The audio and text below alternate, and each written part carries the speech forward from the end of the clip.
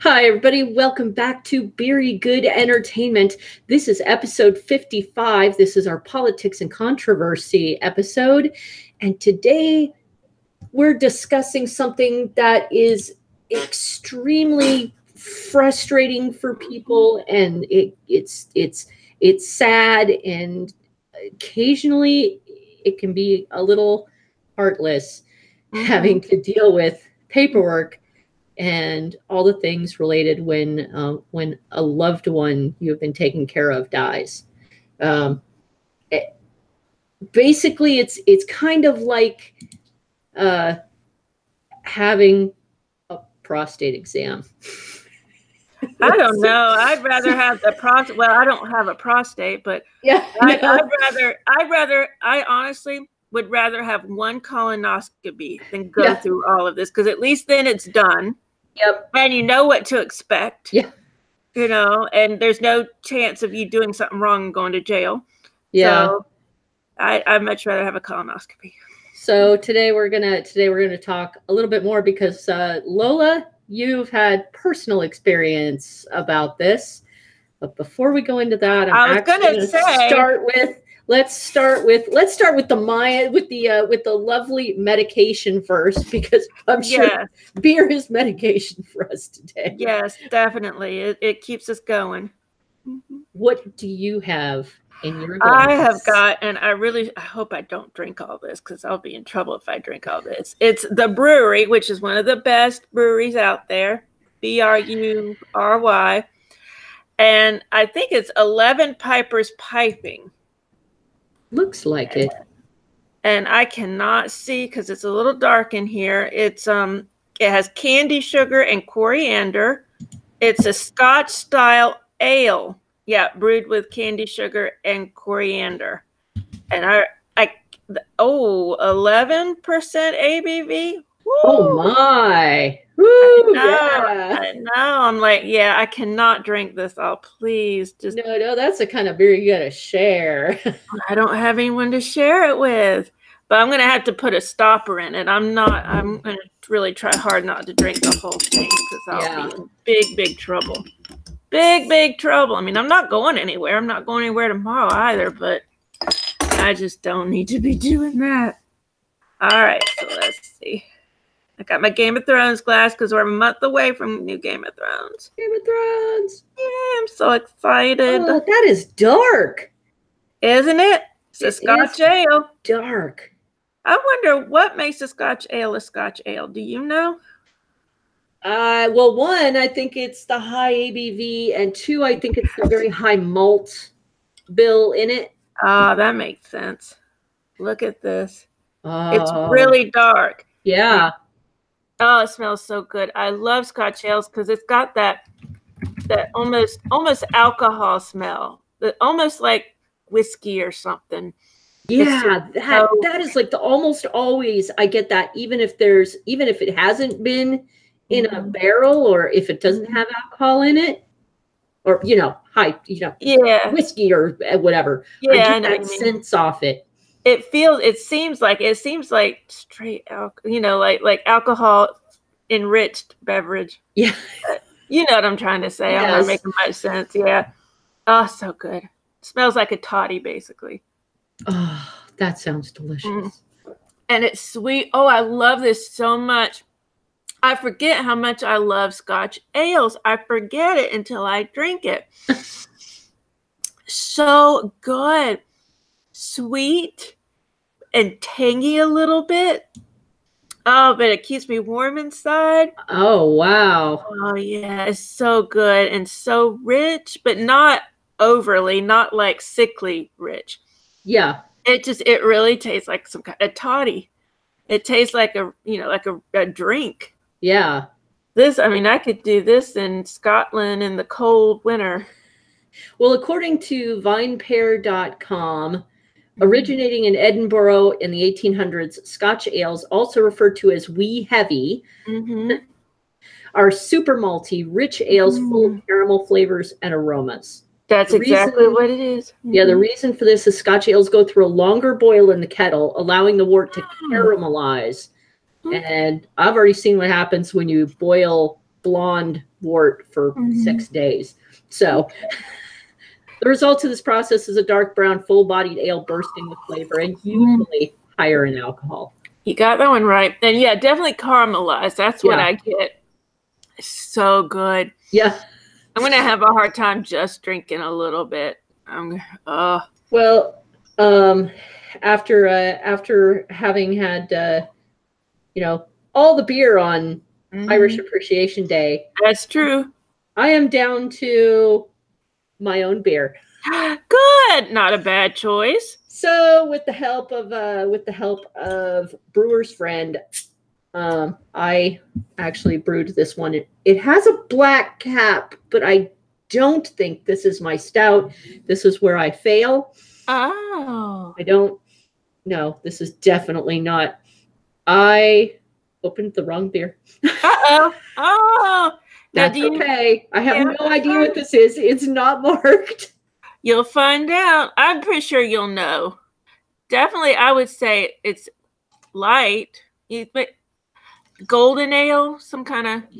What's the last thing? Here's where Brewers Friend helps me, and I'm putting in a plug for Brewers Friend Pro, because all I have to do is go to Brewers Friend and check out my last brewed beer.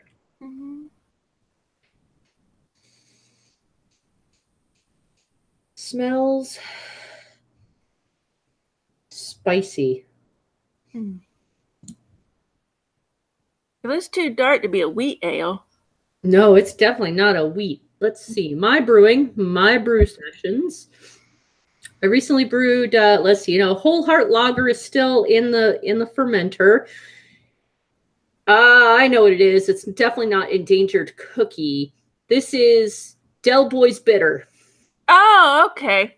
It's actually, this one has turned a bit sour because I should have drunk this way before now. But definitely, this is Del Boy's Bitter. It started out as a junk brew with just like a bunch of stuff in it. Okay. And I know you could call that a stew. You could call that a stew brew, because that's what stew is. Brew. Stew brew. You could call that a stew brew. My recipes. My recipes. My recipes. Did I put this under proven? I did put this under proven. Yeah, definitely with one of these, I have to drink it pretty quick. Alrighty. So I have, let's see, I have Crystal 20L malt in here. I have a little bit of chocolate malt in here, just the tiniest little smidge.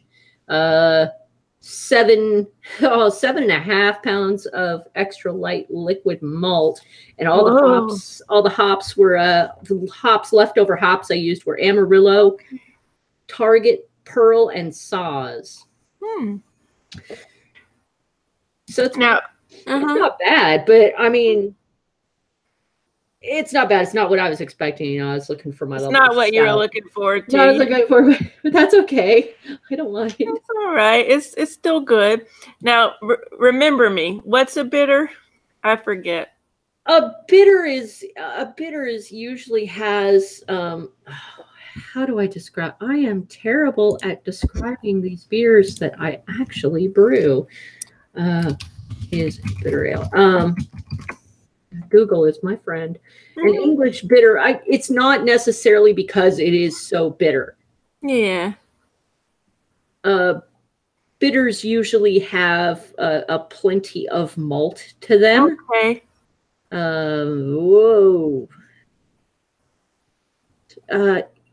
They were designed to be consumed in large quantities, so it usually comes out lower percentage. And this is definitely lower percentage. This is only like 4.3%. So it's the opposite of mine. Oh. Yeah, they usually only have like around 25 to 35 IBUs. Okay. It's not necessarily bitter. It's slightly hoppier from the mild beers that they used to have. Here we usually call them ESBs, or here we usually call them ambers. I was thinking it was like an ESB. Oh, and I didn't realize amber was close to it. I know amber very well. I love amber. Ambers and ESBs are fairly, interconnected. Okay. But That makes sense. But people here don't generally drink it if you call it a bitter. Well, because most people, some people like bitter. I don't. But if it doesn't taste bitter, then that's okay. Well, and if you're, to an English palate, it may be bitter because they may not be as used to hops as we are. Yeah. So this wound up at 28 IBUs. So it's not, there isn't a whole lot of hoppage to it. Yeah. And that's fair. It's not supposed to be. Yeah. Yeah. Gosh, this bottle is almost half gone. But that's the skinny part up there. So. Yeah. Yeah. It's already down there. I have a small amount of beer news. Okay. Kona Brewing. I saw that. Celebrated 25 years. Yay, Kona. Yay.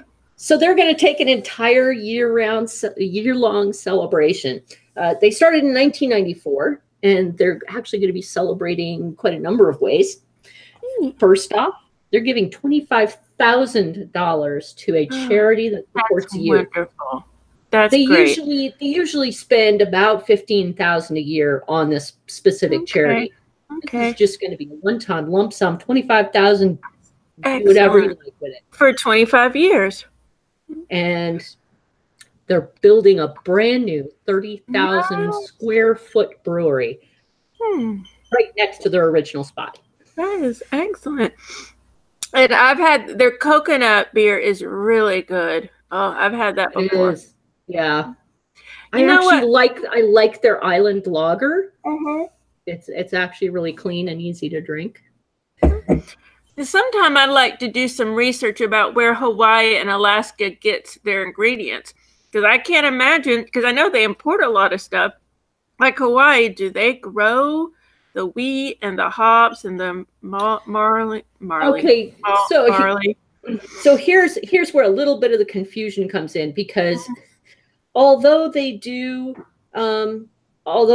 export to the mainland United States and to other countries, what they brew in Hawaii, they get a lot of their ingredients. Yeah, they grow it there in Hawaii. Okay, that's cool. But the stuff that we drink here on the mainland is made here on the mainland. Oh, that's kind of depressing.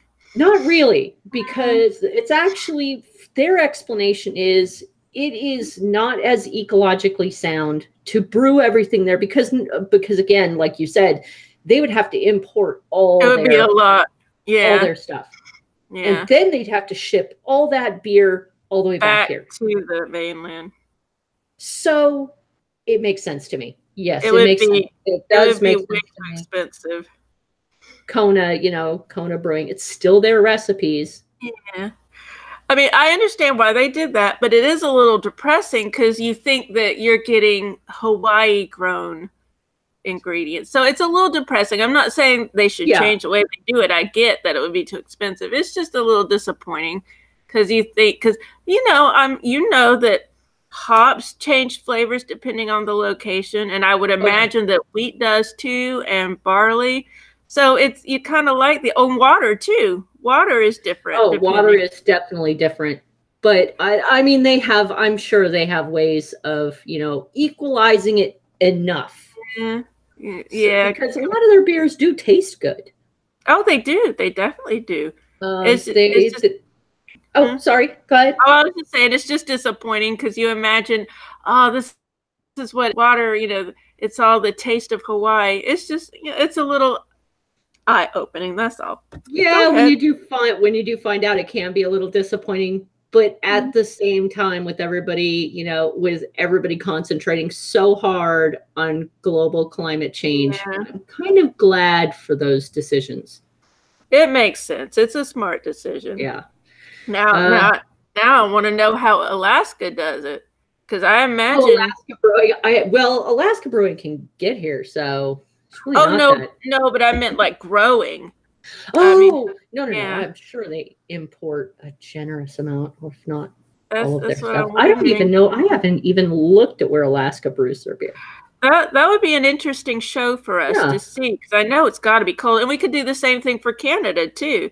Oh, Because yes. it's got to be cold. I mean, Oh, no. Canada has a bunch of grain belts. They do? They do, yes. Canada Okay. does have grain belts where they are. In parts of Canada. Yeah, there are parts of Canada that are really cold. Yeah. But not all of Canada. Okay. Well, then maybe there are parts of Alaska that, can sustain growth like that. Yeah, short-term growth, I'm sure. Yeah. That's an interesting thing to think of. Well, Kona's also their brand new IPA for 25 years is going to be a hibiscus brute IPA. I'm not sure how I feel about that because brute IPAs have not treated me very well. I don't even know what that is. It is a super dry type of IPA. Oh, I wouldn't, and I don't like IPAs that much, anyways. Yeah, but hibiscus does I like sound. hibiscus. I love the aromas of hibiscus. And one of the things I used to do, I haven't done it in a long time. I got this first. My friend got married almost 10 years ago, and at her reception, she had little champagne flutes with a candied hibiscus flower at the bottom, and it was so good. And so I did it for a long time. I would go, there's this fancy store, y'all probably have it too, called Williams Sonoma. Yes. It's very expensive, but they have jars of candied hibiscus flowers. So I'd go and buy that and buy little things of champagne, because another fun fact about me, I can't pop a big champagne bottle because I'm just too terrified of it. So I have to buy the little champagne that you screw off. Yeah. So I would buy the little champagne, and I would make myself little hibiscus champagne glasses. I haven't done it in a long time. I should go back to doing it. So cute. It was gonna taste so good. I never thought a hibiscus flower could taste so good, but it does. It's amazing what you can do with candied flowers. So good. And $11, 10 years ago, mind you, $11 for the jar of hibiscus candied flowers. It was worth it. So good. That's actually not too expensive to me now. Considering all the work they did to candy it and jar it and everything. I mean, it's not like I was going to do that. I wouldn't know the first thing about how to do that. Well, if you're on the mainland, of the United States, be on the lookout for brand new merchandise from Kona, as well as a sweepstakes on their boxes for a trip to Hawaii to see the Beery. I want to go. Yay, Kona. I want to go. That would be nice. I've never been to Hawaii. I want to go. I've been to Hawaii. It's for the Navy. Yeah, very warm. Yeah, I would imagine so. I would imagine they don't probably get, unless there's a hurricane, they probably don't get a whole lot of bad weather, I would imagine. Well, the rain is warm too. Oh, really? Oh, yeah. The rain is very warm. Yeah. That sounds nice. Very, very expensive. Yes. I've heard that just even to own property, this is what I heard. I'm not sure if I misunderstood it, but my understanding was even if you own property, it's still not really owned by you. It's still owned by Hawaii, because it's like a historical type thing. We'll have to look into it. That's what someone told me. Yeah, that'd be interesting. Yeah, we'll look into that sometime. That's what someone told me who lived in Hawaii. And it's still, even with that, it's still very expensive. Yeah. Well, speaking of legal issues, we should get to our main topic. Du jour. And what I'm going to do, I'm just going to let you explain. I'm going to let you, introduce your situation to us so that we can hear it in your own words. Okay. So my mom died in December, and she didn't have any property. She'd sold her house a long time ago. She'd sold her car. All she has, she had her clothes and stuff, but other than that, all she had was a checking account with $500 in it. So now I was a good girl, and I went down to the Social Security office, waited in line and everything, gave them the death certificate so that they wouldn't keep putting her Social Security money in, because that was one of my worst fears, that I would somehow be accused of fraud. So I got that cleared up within 3 weeks, and I thought that was it. I thought that's all anyone needed to know. I was like, federal government knows? That's all anyone needs to know. So now, as far as the checking account goes, in hindsight, I probably should have realized. I thought I was on the checking account because when I logged in, it said "Hello, Lola." It wasn't like I was logging in with my mother's credentials. They were my own credentials. "Hello, Lola." Yes. And I'd given them the power of attorney form, and they had put me on there. So I thought I was on the checking account, like, "Hello, how you doing? I'm going to take my money out now. Thank you. Goodbye." Yeah. So I went into the bank to close the account. I waited. According to the internet, you had to wait 45 days to make sure that Social Security got everything they needed. And they did. They got everything they needed. Yeah. So 45 days after my mom died, I went into the bank with the death certificate and the original will showing that I am the sole heir. I mean, it even said all property, everything in perpetuity goes to my daughter, Lola, So I went in there with that and I thought I should be good, right? I mean, it's the will, it's the death certificate, A plus B = C. Nothing wrong with that, right? Well, yeah, that makes sense. Makes sense to me, but I'm a human being. So the lady said, "No, you were just on here as power of attorney." And she said, "What I should have done is either be added as a co-owner of the account, or there's something," and I never heard of this before in my whole life. Let me get back to my notes so I can say it.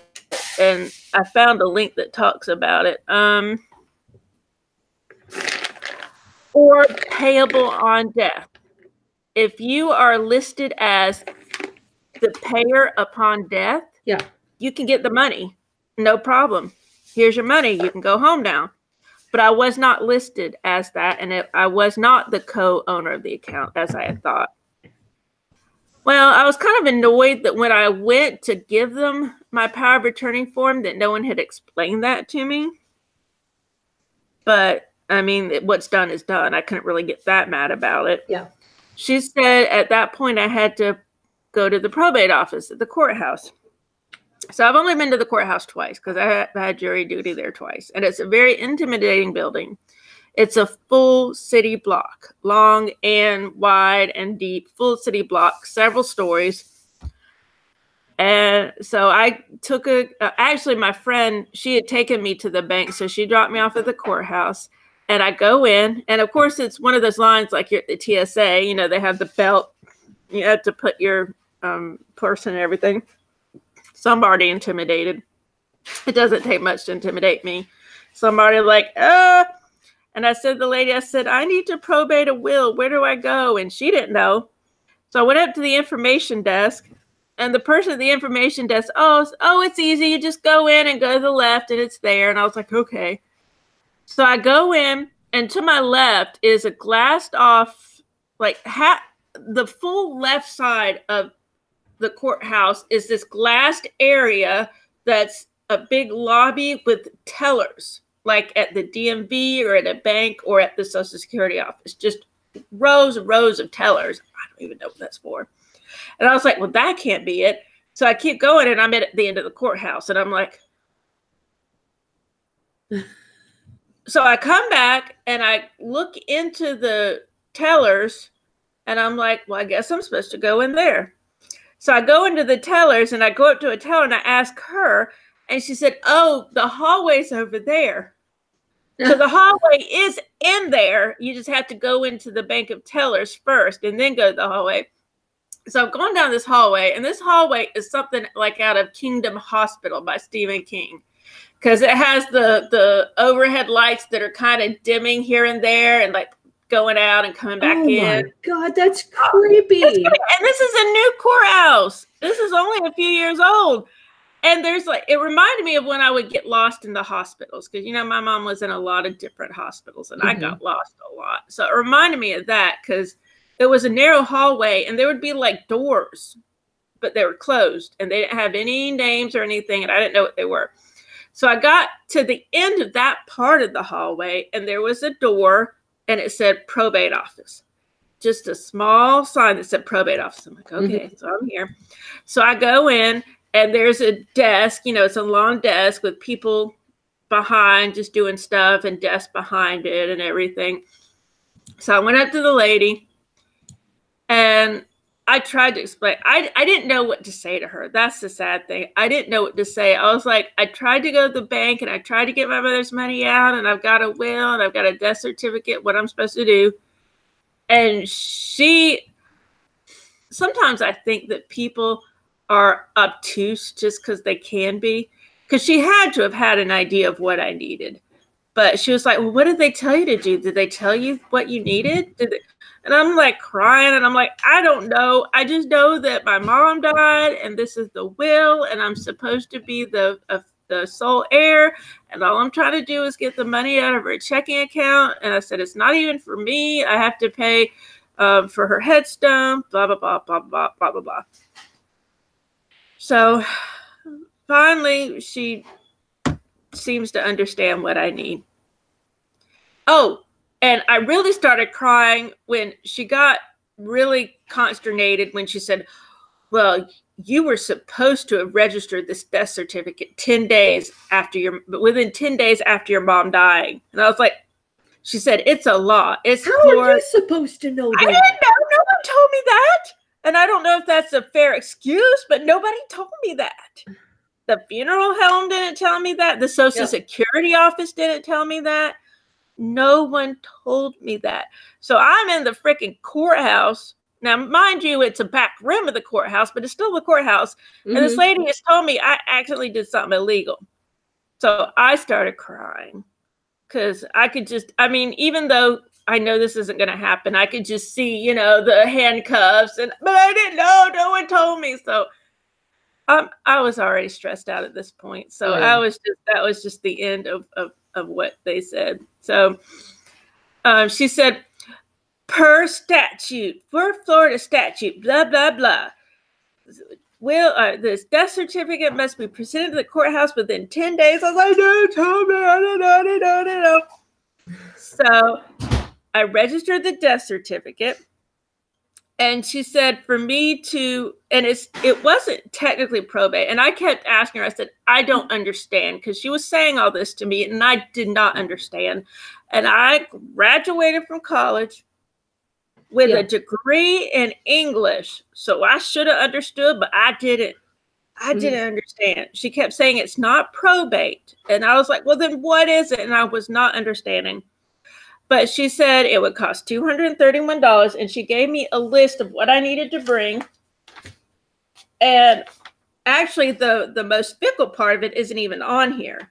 It's a certified death certificate, which I had. Yeah. Bank statement, so I had to bring her last bank statement. Funeral receipt. And $231 filing fee. And uh-oh. And last, are you frozen? I was back. We were okay. One of us was frozen. It might have been me. Yeah, it might have been me. Sometimes I think the other person's frozen, but it turns out. So what was the last item on the list again? Last will and testament, which I already had.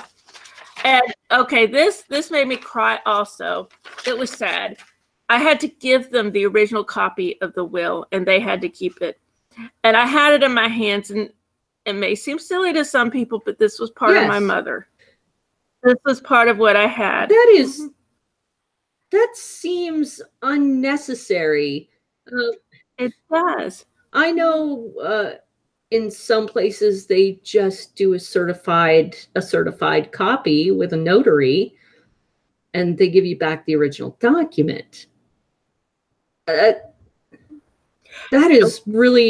seems weird and painful. It was painful, and it may have seemed silly to some people, but this was a part of my mother. I mean, this thing was 23 years old, and it had just the smell of old document. Yeah. And I've been clutching it. This was a month and a half after my mom had died. And I've been clutching this thing and bringing it with me everywhere I went for a month and a half. Yeah. And I had it in my hands, and she was holding out her hands for it. And I was like, And she tried to get it, and I was pulling it back to me. I said, but it's from my mom.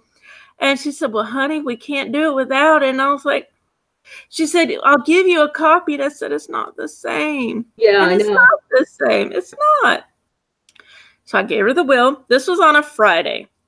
I gave her the will. I went home and I spent the entire weekend trying to get stuff, trying to get everything I could from the funeral home because I didn't want to have to bother them.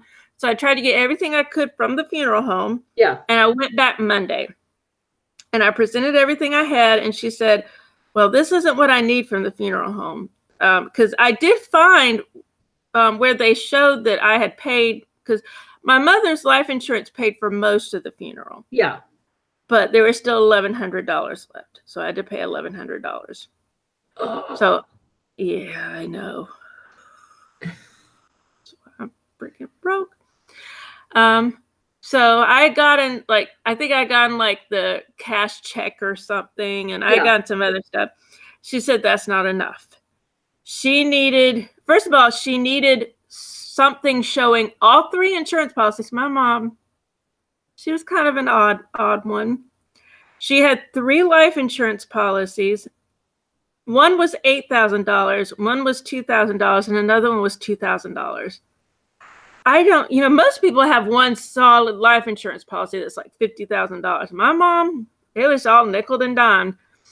So maybe they said maybe she didn't trust that the life insurance companies were going to stick around. That might be it. I don't know, but for some reason, she just had these really odd numbers on her life insurance policies, and it wasn't enough. So she said she needed documents from the funeral home on all 3 life insurance policies showing that they were the ones paid out. I guess they needed to know it didn't go to me. And then they also, and they needed the itemized receipt. I did have the itemized receipt because this is one of the things on there. Funeral receipt, itemized receipt from the funeral home stating what has been paid and what I paid. And I had that. I had an itemized receipt showing $8,000 from life insurance, $2,000 from life insurance, $2,000 from life insurance, $1,100 from me, and then another $300 from me. So I had that, but that wasn't enough. She needed something from the funeral home on each policy. So I had to sit down. They had some like desks, like wooden work desk where you could sit and do stuff. So I had to call the funeral home. Luckily, they were there. They were still there because this was Monday at this point. And she printed stuff out from all 3 insurance policies. She had the owner of the funeral home sign it and state that this went to the funeral of blah, blah, blah. Yeah. So I got that. They emailed that to me, and I emailed it to the lady. She gave me her own email address, and she said, well, we'll see if this is enough. And I'm like, the owner of the funeral home signed it. And she was still giving me pushback because she said, well, if I send this up and the judge doesn't like it, if he doesn't get enough information, he's going to be calling asking me why I didn't get it. And I'm like, what more do you freaking people? And it's my money.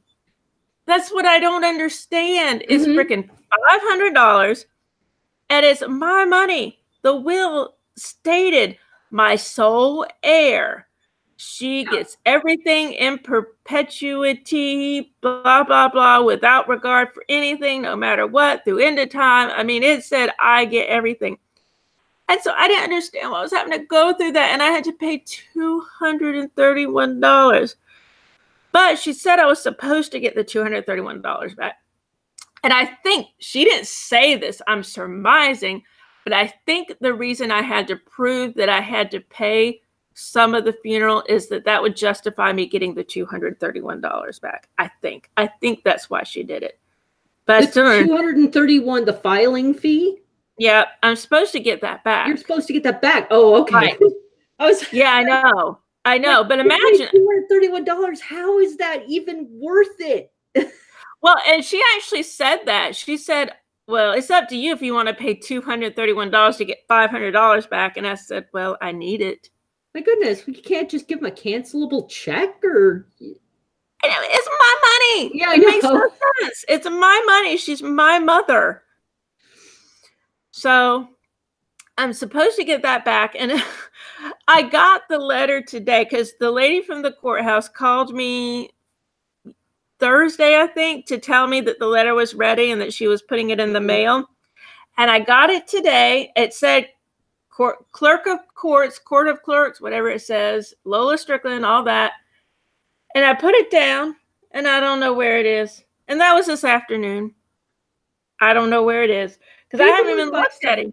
Paperwork does like to vanish in households sometimes. I'm sure you'll find it. I have to. I mean, I haven't been anywhere. I came in and then I went to sleep. Yeah. Unless I dragged it to the bedroom with me. That's always a possibility. Maybe I thought I was going to. That's a possibility. I might have thought I was going to look at it and then just crashed. But I'm hoping there's a check in there for $231 because otherwise I don't know how I'm supposed to get that $231 back. Yeah. But she said the letter is, I'm supposed to present it to the bank to get that money. And another reason I wanted to do that is because I've gotten a lot of checks made out to my mother or made out to the estate of my mother. Yes. From when I canceled her Entertainment Weekly, which I should have kept that because I like Entertainment Weekly. I don't know why. And where I canceled her AARP. And I canceled a whole bunch of stuff. So I got all these checks back, but I can't cash them. So my whole hope of doing all this is that I can cash all that stuff. So I'm going to try. So you'll be able to take that letter to the bank to cash it. Well, I hope. The letter for the bank is really so I can get the money out. And I want to close the bank because they charge $10 every month. So I want to, yeah. I know. I want to close the bank account and I want to get the money out and I want to cash those checks. So those are my 3 goals. So I'm hoping this letter will let me do all of that. And yeah, I mean, some people have said, well, why don't you just let the checks go? Don't worry about it. Well, I mean, all total, it's like $50 or $60. I don't want to just let it go. No, that could actually be quite an amount of money to a person. It is. I mean, yeah. I need everything I can get because, all right, so I finally got my tax refund back. I got that Wednesday. My mother's headstone, there's no headstone at her grave. I went to her grave about a month ago, and the only thing there is like a square granite thing. No markings, nothing, just granite. Nothing showing her name, and that broke my heart. So yeah. I talked to my uncle about getting a headstone. He said he would pay for half. The headstone is going to cost $1,700. $1,700. Wow. That is, so, it is just as expensive to die as to be born in the United States. It's insane. That's why, okay, I'm saying it. I've said it to everyone. I want to be cremated. I do have one caveat. Make sure I'm dead.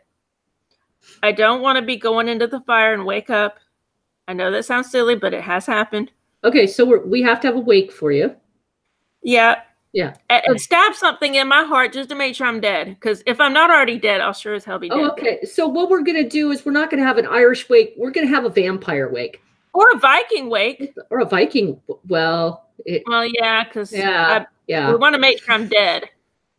Yeah, so a party 3 days in your house, you know, drinking, stabbing food, a few times, drinking food, jokes, and somebody gets to stab you in the heart. Exactly. Just make sure I'm dead before I go into that fire. Make sure I'm dead because I know it sounds silly, but I do not want to wake up and see my feet going into fire. I just don't want that to happen. Yeah, I don't. Yep. So I want to be cremated. I don't want anyone to have to go through this. I'm going to move a little bit because I need to plug up. Okay. And my plug is over here. Here, I'll tell you what. I'm going to turn the video off, but I'll keep the sound on. Okay. So we can keep talking. So what I have learned, from you, was that when you do this process, this we'll call it a probate process, even though it wasn't technically probate, which is still confusing to me.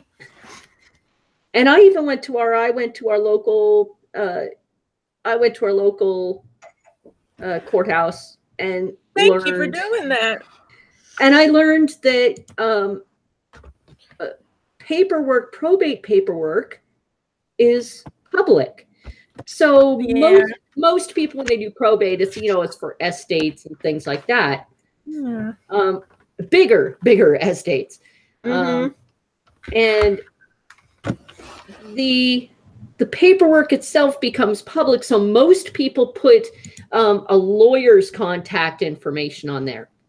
But if you only have that's another thing I need to say. Yeah, if you only have a small amount of money that you're going to get, you obviously just put your information on there. Well, then you start getting contacted, right? I got a call today. A lady, she said, "Is this Lola Strickland?" That's my real name. And I said, "Yes." I'm trying not to be rude to people. She said, and she said my address. And I said, "Yes." And she said, "I'm calling to see if you have any property you would like to sell for cash." And I said, "No." And she paused and she went, "Would you like to sell anything in the future?" And I said, "No." And she said, "Okay, thank you. Goodbye." And I'm like, and I got a text a few days ago, the same thing. And today I got a letter and a postcard from people who buy property for cash. And I'm like, first of all, it's my house. I know they don't know that from the filing, but it still pisses me off. It's my house. And stop. Yeah. I don't want to be the victim of some kind of, I don't know, salesmanship type thing.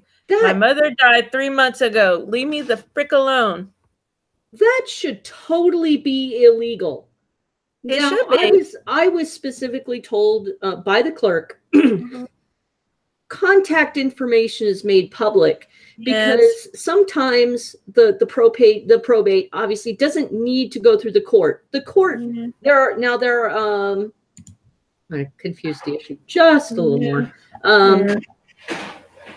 In Oregon, there are 2 different types of probate, a guardianship and a conservatorship.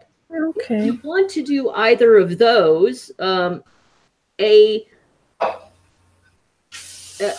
of those actually do use the court itself to move money around and give people what they need. Okay. But people who owe, people who are owed money by the dead person need to see public contact information. So, they can contact and make a claim on the estate. Otherwise, they don't know where to go. They'll just keep sending, bill after bill after bill to the person's old address. And if nobody's there, they don't know how to get their money. That's true. If that's what it's meant for, contacting you to advertise that's stuff, disgusting. Sales, they should do that. No, that's what? Disgusting. Because you would have put a notice in the newspaper or public notice of sale, estate sale or whatever. You would have put that out publicly. If I want to sell my house, I know who to talk to. Believe me, I still get advertisements from my realtor. I've been here for 4 years, and I still get stuff every day, almost every day, not every day, but at least once a week from my realtor saying, "Don't you want a new house?" And I'm like, I'm happy here. So believe me, if I need to sell my house, I know how to. Yeah, I'm not tired of having a place to live. I like my house. And I mean, I get why she does it, because there are a lot of people who have starter houses and they trade up to bigger houses. But this is going to be my starter and my ender house. Unless I win the lottery, I'm not going anywhere. I'm barely afloat. Now, I know, just to be clear about a guardianship in Oregon, a guardianship gives a person control over their the personal day-to-day decisions of the person that you're caring for. And a conservatorship is the authority to control the other person's financial interests. Very good if you have a business and obviously you start failing and somebody needs to take care of you, then you need a conservatorship to make sure that the business is still taken care of. Yeah. And obviously, you're going to have to go through probate. Mm-hmm. And if you don't know who to trust, it's best to trust the court to hand out the money to the people who need it. Yeah. But here you got there's a small estate form for people like you who just want to go get the money out of the bank. That's it. Just want to go close the account. The power of attorney, from what I can tell, I could be wrong. I'm not a legal genius. Anybody is more than willing to correct me on this. The power of attorney is good during the lifetime. It ends at death. Yeah, at death, then it has to go to probate. Well, and I learned, and some of this is my fault, because I should have had all my ducks in a row before my mom died. But in my defense, I didn't realize my mom was going to die when she did. When she went into hospice, we were still talking about long-term hospice for her. We were still thinking it would be months down the road. I didn't know when my mom went into hospice on a Thursday, I didn't realize she was going to die at Saturday at 3 o'clock in the morning. Yeah. I didn't know that. So it snuck up on us really quickly. So I didn't know. Now, what kind of paperwork were you looking at when your mom initially, she decided to make you, have you help her out? What kind of paperwork did you need to do? Was it just the power of attorney? Just the power of attorney. Well, okay, no. Let me backtrack. That was a whole other thing in itself. When my mother first had her first surgery in September of 2017. That's when she had her left leg removed. Yes. And the hospital told me, you need a power of attorney so that you can make decisions on her behalf. So when she was in the hospital, I had a friend of mine from work who's a notary come, and my program manager came and witnessed, and we did the power of attorney. Now, the hospital told me that would be all I need. And for the longest time, that is all I needed. And I gave that to all our doctors, and everything was golden. But then we went into a different hospital. I still say we. I said we the whole time, like I was the one doing it. But I was there a lot, so I did feel like I was doing it. Yeah. So we went into a different hospital system, and all of a sudden, the power of attorney wasn't good enough. So I had to get a health advocate form. Yeah. And that gave me the rights to speak for her and be informed. Although I'm still pissed. I could spend hours telling you how and why I'm pissed about so many different things that happen, because I never really was informed. Yeah. They would drop her medicine, like stop giving her medicine or change her medicine without informing me.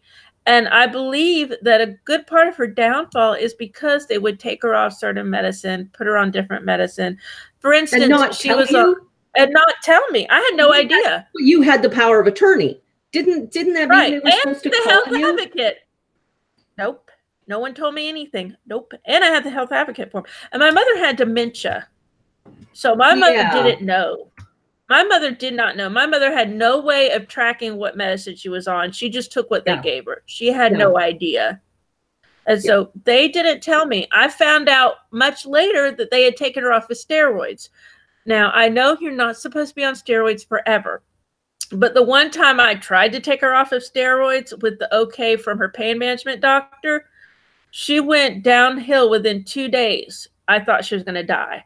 So I put her back on the steroids. Well, when she went into this hospital system, they didn't give her steroids, even though I put that on, her list of medication. I had a list of medication like 2 pages long. She had like 50 medications, and the steroids were on there, but they weren't giving them to her. And I didn't know that for weeks. I didn't know that. And then when I found out, I was furious. And after much haggling, they put her back on. But by then she'd already had, she was deep into respiratory failure. She died of congestive heart failure. And she had so much fluid, and the fluid was on her lung. Yeah. And that's part of what happened when I had taken her off steroids before. What did she say? Sorry, just 1 second.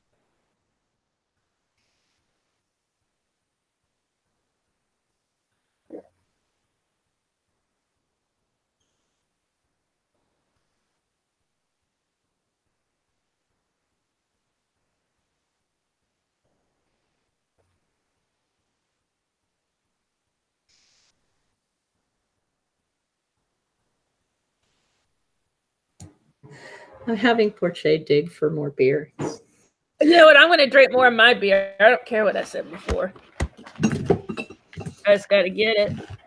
I'm going to put you down for a second. Okay. Huh? It is. Now the power of attorney did a lot, and now the living. You said it was a living will. No, there's a difference. Living will, and I could be wrong, but my understanding of living will, that's the, I don't want to be taken off of life support, all that stuff.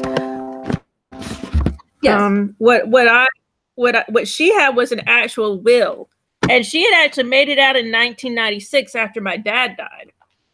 So this thing was old. Yeah.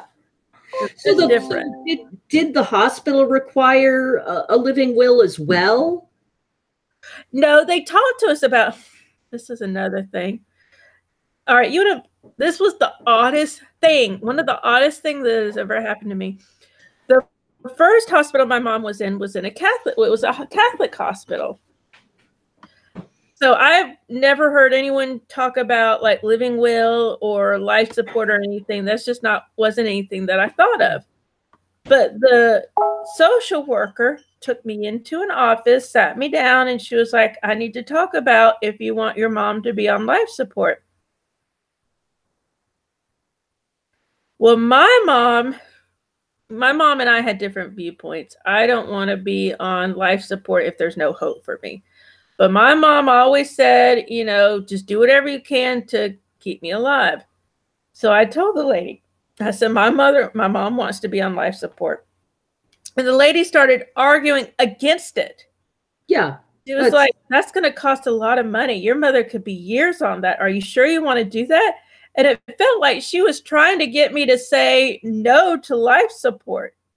And it was so weird because it's a Catholic hospital. And as your husband knows, yeah, Catholicism is generally big on keeping life, not, taking life.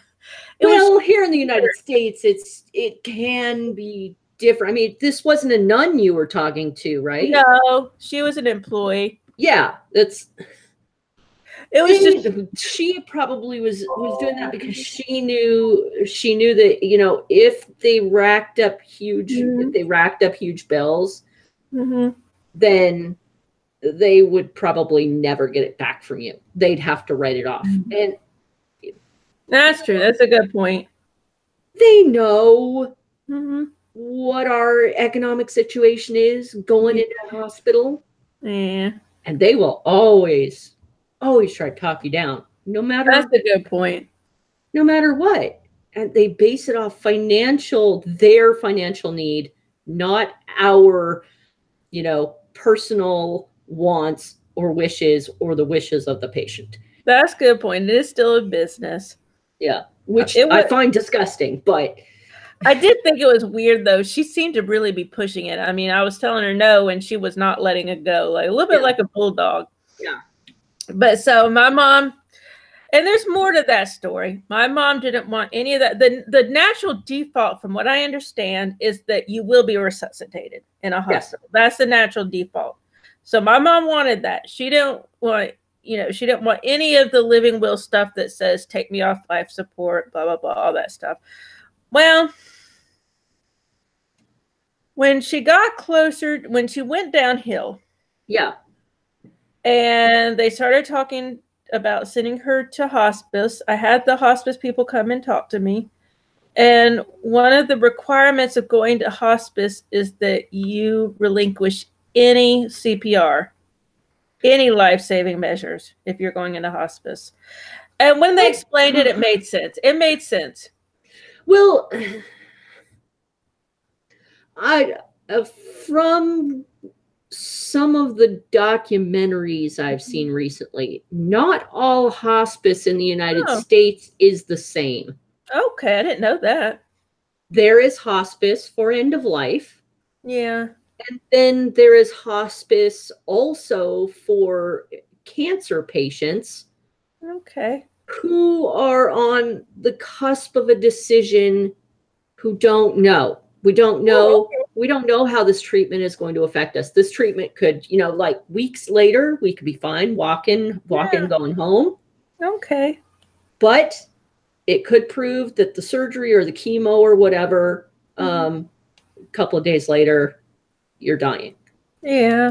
You just don't know. So hospice is not always for end of life. So that the hospice that your mother went to obviously is geared toward comfort at the end of life. But that's not totally true, though, because the nurse at hospice told me that they've had people get better. It does happen. In fact, when my mother went to the hospice she went to was actually in the original hospital, the original Catholic hospital that she had her first surgery. And it was just a holdover hospice. It wasn't meant to be final hospice. At that point, we were still talking about sending her to an actual hospice center that could be months. Yeah. And the nurse said they've had people get better. And, they, at that point, they did not know what my mother was going to do. Of course, that changed within a day. But when she first went into the hospice, they said they don't know what's going to happen. I mean, she could get better. They had planned for her to move. The real plan had been for her to move. Yeah. So it wasn't necessarily end of life, but the official expression they use is a doctor would not be surprised if the patient died within 6 months. That's the actual phrase they use to describe hospice. Oh, well, that's, it sounds realistic, but a little, I don't know how I feel about that description. It's not concrete. Yeah. It's not solid. Yeah. Yeah.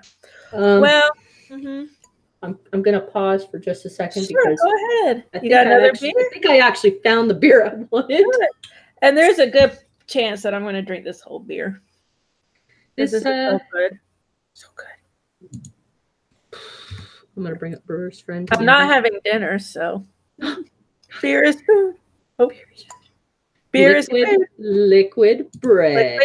Well, I went to a buffet today, and I spent 2 hours there, and I basically had 2 meals. It's so good. Heavenly. It's so good. It's so good. It's a New Orleans style buffet, but it's okay. It's a New Orleans restaurant, but actually the buffet is just standard breakfast brunch buffet. Yeah, I had, and you may not know what I'm talking about, but I had cheesy grits. I know what grits are. I know what grits are. I love grits. Grits. Cheesy, and they're creamy, and they were so good. Oh my God, they're so good. And biscuits that were to die for. They had butter in the middle, and they were so good. Oh my God, now bacon. Bacon. And like I just be like biscuit, bacon, ham, cheese, grits. Oh God. And they had their eggs were mixed with something. I'm not sure, but I got some of their eggs, scrambled eggs. And they had a lot of fried like fish and stuff. Okay, what is the name of this buffet that you obviously love? Do y'all have any Copeland's over there? It's a New Orleans style restaurant. Y'all might not. Is that what it's called? Copeland's? Copeland's. Yep. So good. And it was $16. Shout out to Copeland's. Oh my goodness. And everyone was raving about the fried catfish. So I got a little bit, and it was good, but I'm not big on fried seafood. I like seafood enough where I'll have just the seafood. And then they had a little dessert bar, so I got some of the dessert. They had more. They had a waffle grill, and they had an omelet bar. But I knew I would be sick if I ate all that. Man, but this sounds like a Las Vegas style buffet. It was just more expensive, but it was really good. Yeah. So I ate 2 plates. Yeah. I spent 2 hours there because I rested in between plates. And so it's okay that it's gotta be a good buffet when you say, excuse me, do you have a bench I could lie down on before round 2? Right, exactly. I paused for a good 30 minutes because I was with my coworkers, and one of my coworkers brought her baby, her year-old baby. And we were having so much fun with her baby. Her baby was so cute. They put a little sippy cup in front of him. It was really cute, all these colors and stuff, but he knew it wasn't his cup. Yeah. Because he kept pushing it away. He's like, so finally, smart baby. He knew that wasn't his sippy cup. So the mother switched her like regular clear straw for his blue kid straw. And so when he had the regular straw, he warmed up to it more. So he drank it. And my other coworker sitting next to me kept trying to play with him, and he was like, Yep. I don't know you. But after a while, he warmed up to her. So he let her pick him up. And she had him on his knee, and she was bouncing. And then she was holding him like a baby, and she was doing this. And we were just amusing ourselves, just looking at that. We were just having the time of our lives. It was totally cute. Oh, that's awesome. Well, I can tell from the smell out of this bottle. Oh. Is that one of yours? This is what I was looking for. This is Chocolate malted stout. And oh my God, I love this beer. This is that color. This is a 6% chocolate stout. Nice. Nothing to sneeze at. Look at the head. 35 IBUs. Now the head will go down and go away, but it is a beautiful color. Down really fast. It is a beautiful color. Very dark. And I call it Chocolate malted stout because it has malted milk balls in it. Oh, what a good idea. Oh gosh, that's got to be so good. I'm sure that added to the thickness. It has light liquid malt extract, dry dark malt extract, brown sugar. I also put some maltodextrin in it to make it pretty thick. To beef up the thickness. I used for the grains, I used roasted barley, chocolate, German carafe, and UK caramalt. Nice. And the German carafe malt is actually why I call it the Chocolata. Okay. It's a very dark, rich kind of grain. It's got Amarillo hops in it, and the malted milk balls were added right at the end of the boil, just long enough for them to melt. Good. So it should be thick in there. Awesome. And let's see. Oh, man, there is still plenty of chocolate in here, and I brewed this December 17th, and so it's 3 months old. Freaking delicious beer. It's holding strong. It's holding good. Yep. All right. If you would like to see this recipe, feel free to chat me up on Brewers Friend. I am known as Sorceress Zero, S0RCERESS0. All my recipes are public on Brewers Friend. Look it up. Open source? Yeah, open source recipes. I'm the open source recipe queen. That's good. That's the way it should be. We share. Chocolata, spelled the German way, SCH. Chocolata malted stout. Beautiful. Okay. One of the best beers I've ever brewed. I bet it gives Southern Tier a run for its money. Because, they're famous for their chocolate. I would think so, because it tastes all roasty and chocolatey and sticks to your tongue. Isn't that perfect? Yep. Beer is food. And it's an extract recipe. I still have not gone all grain yet, and I'm making some pretty interesting beers now. It's hard to go all grain unless you're an actual brewery. Yeah. Yeah, it can be because it takes equipment I just don't have. Don't have it. I just don't have it. Yeah, you would have to be a brewer, I think, to do that. Yeah. Well, I mean, people do it at home, but I can't afford to be going out and buying more equipment for that. It's crazy when I can make just as good an extract beer. Yeah. If it works, go for it. Yep. Let's see. I know I have other stuff on this list. I was trying to think if I was going to say anything else. As far as my mom, I know I was going to say some other stuff. So she went. Well, I know we went through the living will and the difference between. Oh, I know what I was going to say. So my mom, not only did she have dementia, but by this time she was hardly conscious. So I was making all of her decisions for her. Now, without being crass, pardon me if I'm insensitive, how long before she died was this? She went into hospice on a Thursday, and she died at Saturday at 3 o'clock in the morning. So she wasn't even there 48 hours. So was she conscious when she went in? Sort of. They also had her on a lot of morphine. Yeah. She would like open her eyes. She wasn't, the whole week before she went into hospice, she was really sick, really, really sick. Okay. So that whole week she was sleeping mostly. And even when she did open her eyes, she would do that thing where her eyes would go 2 different directions. Oh, okay. Yeah. And she'd be like doing this thing. Like it looked like an effort to stay awake. It was. She wasn't. Okay. She was not cognizant. Yes. Okay. Now, this broke my heart, and this will probably break your heart. I was helping her because also she was sweating a lot, so I had to keep cold compresses on her forehead at all times. I spent the entire week. Well, okay, let me rephrase that. I spent every night with her the week before she went into hospice. Okay. And so I had to keep cold compresses on her constantly. At one point, she was crying, and she had the cold compress on, and she said, "But you're my baby." Like, meaning she was supposed to take care of me. I wasn't supposed to take care of her. And I said, well, Mama, you're my mama. So I'm going to take care of you. So that was one of the few times that she seemed cognizant. Yeah.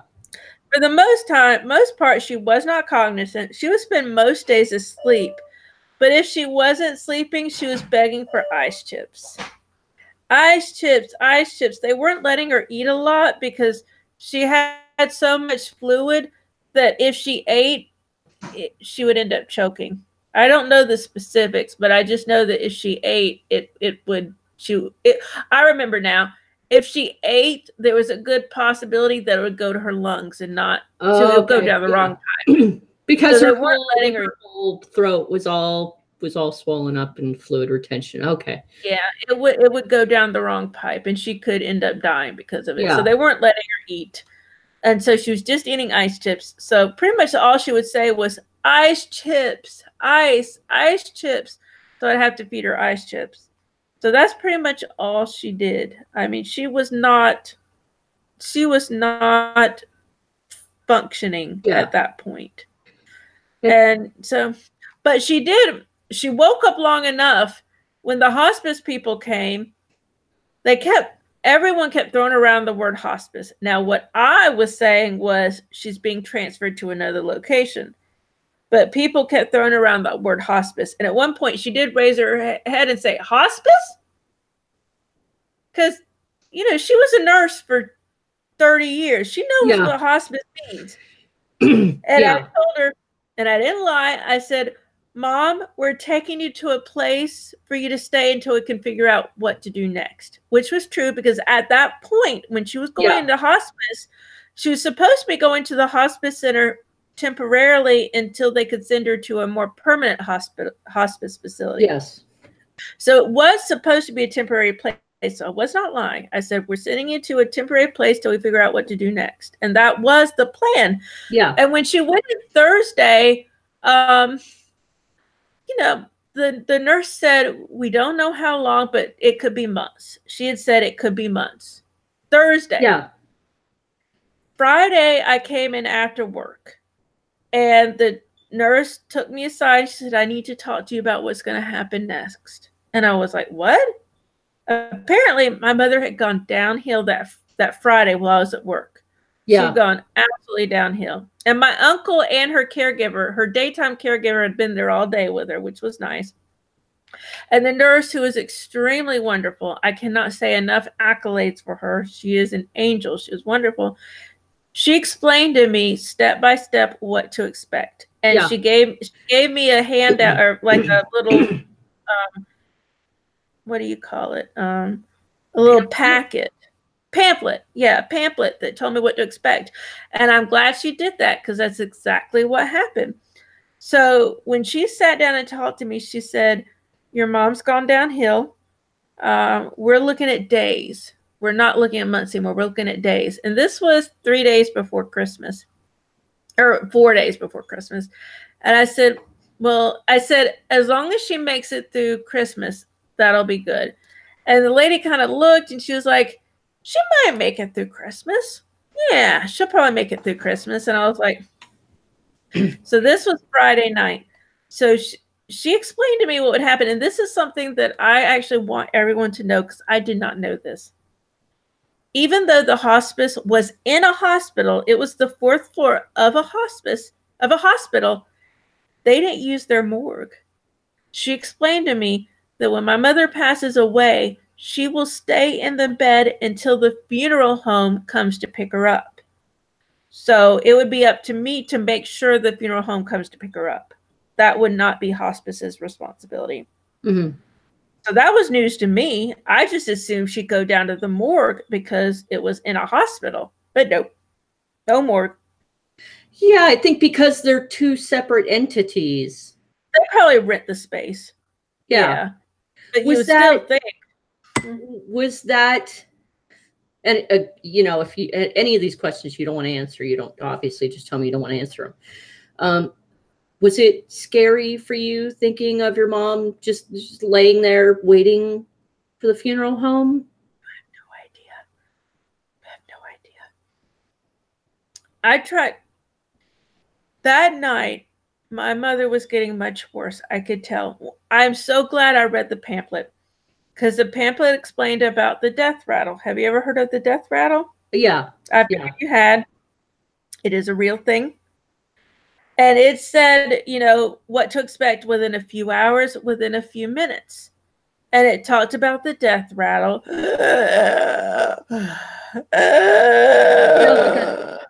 Like the wheezing. Yes. Yeah. That's exactly what it sounded like. And it talked about in the last, few hours to few minutes, the person is going to suddenly get these bursts of energy and just start thrashing around. Yeah. And that's exactly what happened. I tried to stay awake. I could tell that mom was going downhill. I could really tell. And I tried to stay awake. I was up and moving around until 1 o'clock in the morning. But then I started thinking I should try to go to sleep, because I'm going to be miserable if, I still need to be awake and everything the next day. I need to try to go to sleep. So I laid down, and I was laying there.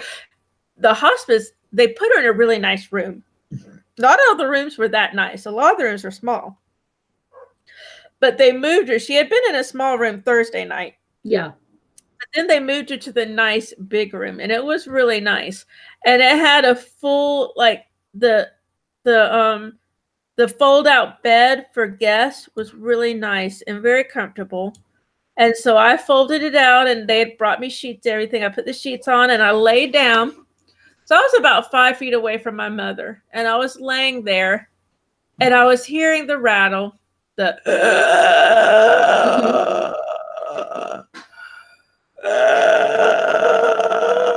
exactly what it sounded like. And I was laying there, and I was trying to stay awake, because in my mind, I wanted to be there when she passed, because I'm not an organized religious person, but I am spiritual. So I do believe that spirits pass on.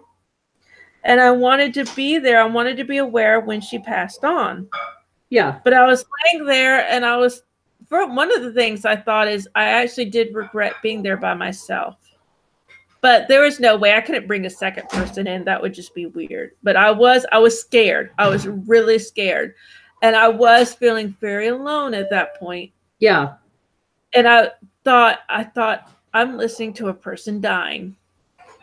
And that's exactly what I thought. I'm listening to a person dying. And I was willing myself to sleep. And I kind of think, I know this will sound crazy to someone who doesn't believe in any sort of higher power, but I actually think that something passed by me and put me to sleep. Because I was agonizing, and the next thing I knew, I was being nudged by the nurse. I mean, I don't even remember falling asleep. Yeah. The last thing I remember is thinking, I'm listening to a person dying. And then the nurse, who was so gentle and so kind, she nudged me and she said, she was kneeling beside me, and she said, Lola, she's gone. And I was like, what? And then I saw her and I realized what she meant. I was like, oh. And so I sat up on the side of the bed, and I spent an hour just texting. Every once in a while I would look over at my mother. My mother was laid back, and she had her mouth open.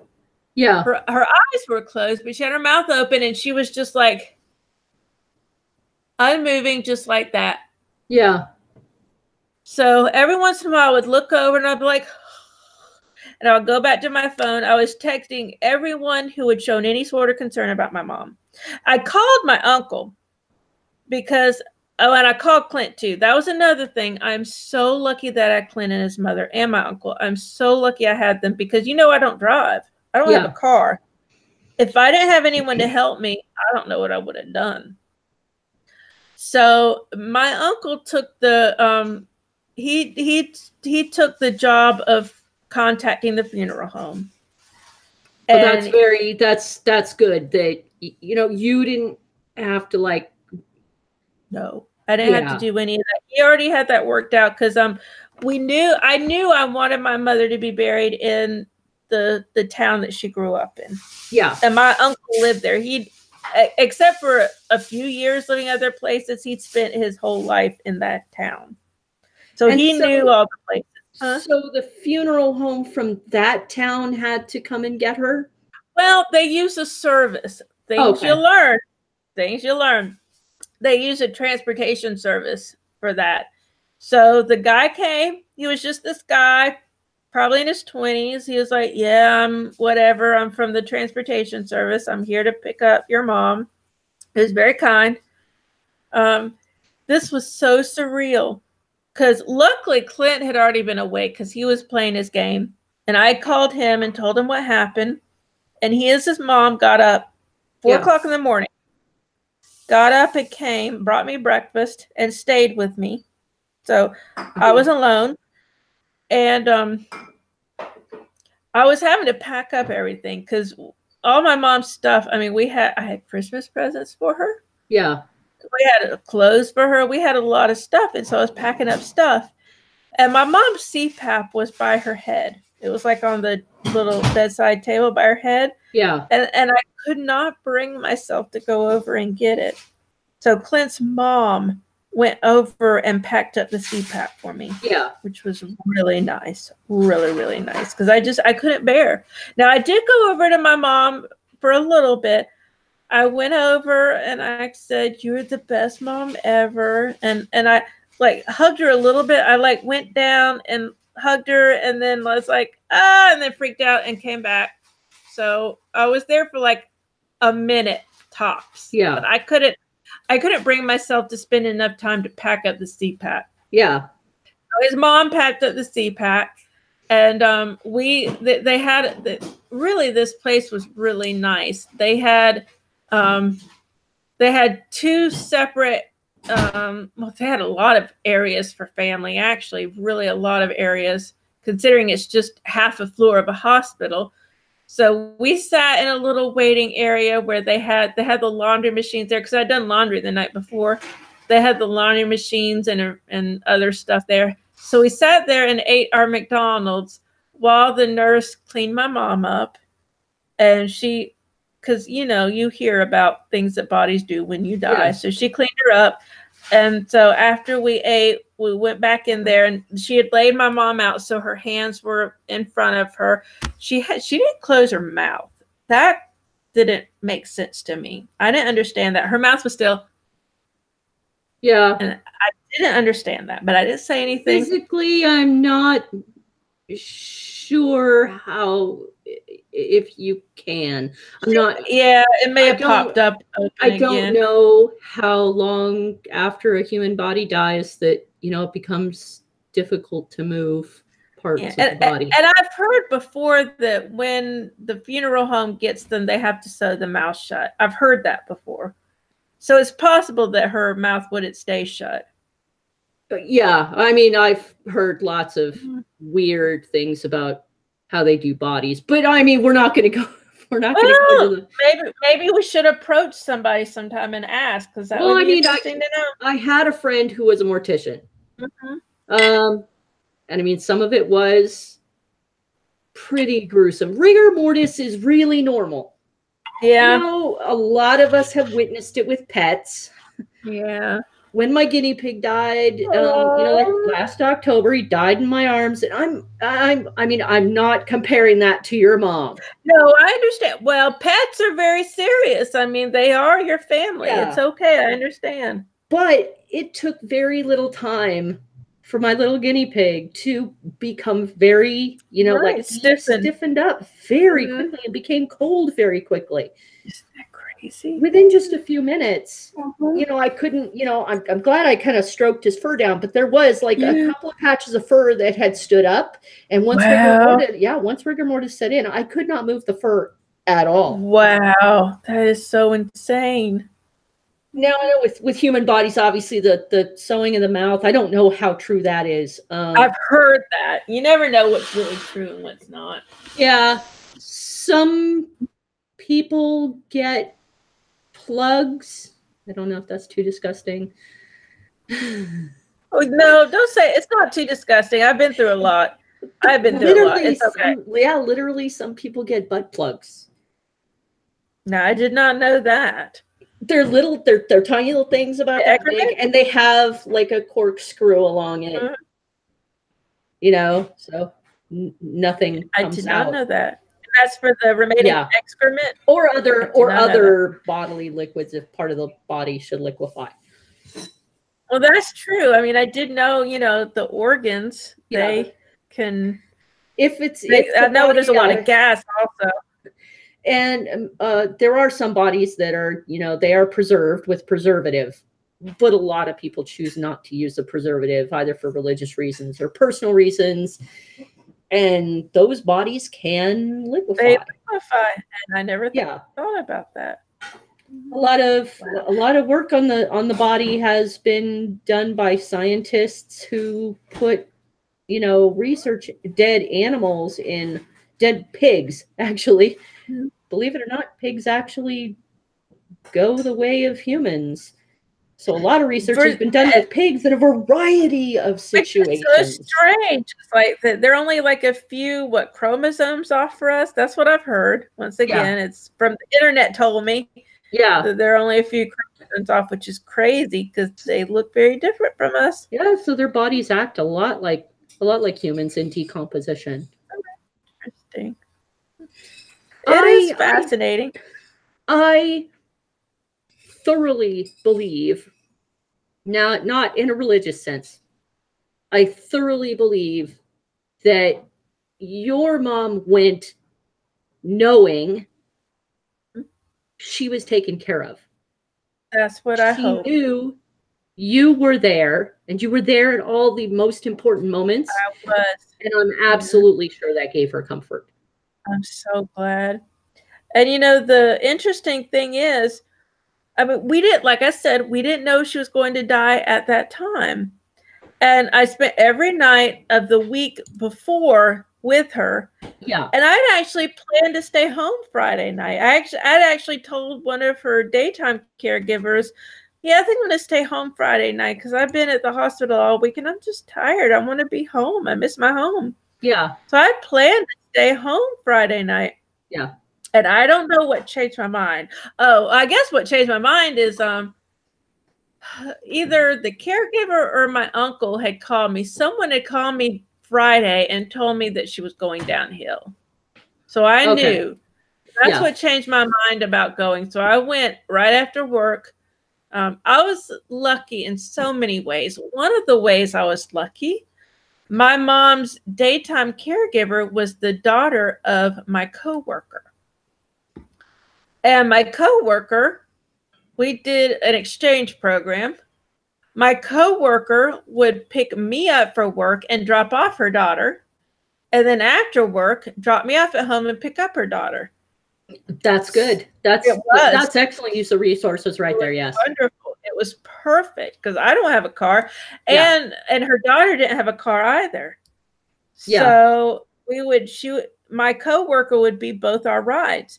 So my coworker dropped me off at the hospital and picked up her daughter, and her daughter told me, that mom had been getting worse. But I didn't realize how bad it was until I actually went up there. Yeah. And even then, like I said, the nurse, she was still saying days. Yeah. She even told me after mom died, she said she didn't expect her to go that night. Yeah. So even she didn't realize it was that impending. Yeah. But I'm glad I stayed there, but it was terrifying. I would not trade it for anything, but it was terrifying. So I actually have a question from Twitter. Jennifer from Twitter would like to know how you handled the paperwork of equipment, like like the CPAP machine. Now, how was that handled? Was that on your name, her name? Did you have to give it back? It was all. Is that a nightmare in itself? You don't understand. It's been a nightmare every single day. Oh my God. All right. So I was there when she got all of her equipment. So even though I wasn't legally responsible for it, I felt responsible for it because it was in my house. Okay. So I had the receipt showing where everything came from. So the CPAP was hers outright. Okay. And I actually donated a bunch of her equipment. Brooks, which is the big physical therapy company down here where she spent 5 months, they have it's called a temporary loan closet. And so it's a charity basically where you can donate things and they lend it out to people. So a lot of her stuff went to the temporary loan closet. Her CPAP went there. Her bedside toilet went there and I could see on both the Medicare statements and the receipts that the bedside commode was purchased by Medicare. Okay. So I gave that to the temporary loan closet. The only things that were rented was the wheelchair, the bed, the hospital bed, and the Hoyer lift. The Hoyer lift is the thing where you put a sling under a person and you hook it to the Hoyer lift and you pump it and it lifts the person. Oh, that must have been very helpful. It was. We used that a lot, and we had a few moments where my mom lost confidence in me. But yeah, it was helpful. Yeah, it was a whole nother thing. So did they accept that equipment back without a problem, or did they try to charge you, or? No, what happened? All right. So they came for the hospital bed. No problem. They came for the wheelchair. No problem. I had the receipt that showed that a certain medical company, the 11% is kicking in, that a certain medical company owned the Hoyer lift and had rented it to us. Okay. And when I called that medical company, they said, we don't have any record of that. I don't know what you're talking about. So I said, all right. And I hung up and I kept it in the garage. Yeah. So it's in there gathering dust and I'm getting nervous about it. And I actually was going to donate it to the temporary loan closet, But I was so nervous because I know it came from this medical company. I know it does. First of all, when I'm still getting Medicare statements from Mom, because for some reason when they send a statement, they send the whole year in each statement. I don't know why, but they do. It's really weird. So I'm still getting statements from them, and it says Hoyer lift. They're paying for it every month. And I have the receipt that says it came from this company, and it's like driving me crazy because these things, I mean, it was a manual one. It wasn't electronic, but it still cost $600. And I did not want to be on the hook for $600 if I gave it away. So I'm like, it's driving me nuts. So I called again, and I got someone else. And the lady, she said, okay, I think I understand what happened. She said, now I'm trying to remember, this was a few months ago. I can't remember exactly what she said, but she understood that the people I talked to before, they didn't look that deep into the history. Yes. And they didn't see. And she said, yes, I see where I know what she said. Now I remember. Because it's the same people that had rented us the hospital bed.